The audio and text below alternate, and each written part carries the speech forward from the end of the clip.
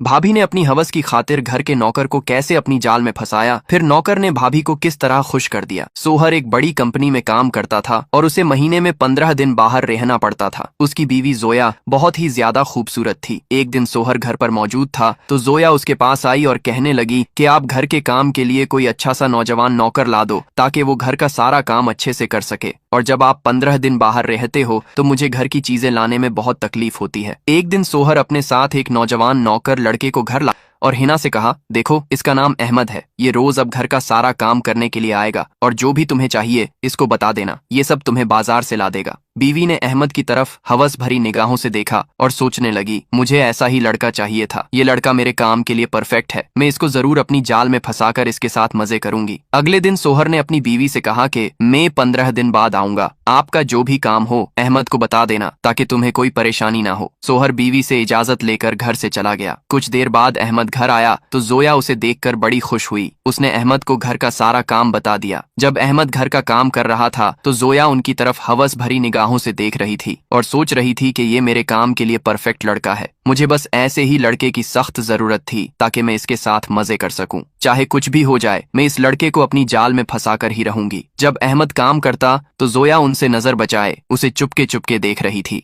वो जानबूझकर अहमद के पास आती और उसके साथ हंसी मजाक करने लगती। एक दिन अहमद किचन में सफाई कर रहा था तो उसने देखा कि मैडम उनको गंदी निगाहों से देख रही है। अहमद ये देखकर समझ गया और सोचने लगा कि मुझे इस मैडम की नीयत कुछ ठीक नहीं लग रही है। खैर, अहमद उसे इग्नोर करके अपने काम में लग जाता है। जब अहमद काम से फ्री होकर बैठ जाता तो वो औरत उनके करीब बैठ जाती और अहमद से हंसी मजाक करके अपने जाल में फंसाने की कोशिश करती। जब वो अहमद के करीब आती तो अहमद उनसे दूर बैठ जाता था। ये देखकर वो औरत अहमद से कहती कि तुम मुझसे दूर ना जाओ, मेरे करीब आकर बैठो, ऐसा कुछ भी नहीं होता और इतना मुझसे शर्माने की कोई जरूरत नहीं है। जब अहमद घर जाता तो वो औरत उनको एक्स्ट्रा पैसे देती और कहती कि ये लो पैसे और जिंदगी में काम के साथ मजे करना भी सीखो। तुम्हारे सामने शरबत रखा है और तुम पानी पीने का सोच रहे हो, थोड़ा लाइफ में मजे करना सीखो। जब वो औरत अहमद से ये कहती तो वो समझ जाता कि मैडम किस तरफ इशारा कर रही है। वो उनसे बिना कुछ कहे फौरन अपने घर चला जाता। वो औरत जब रात को सोने जाती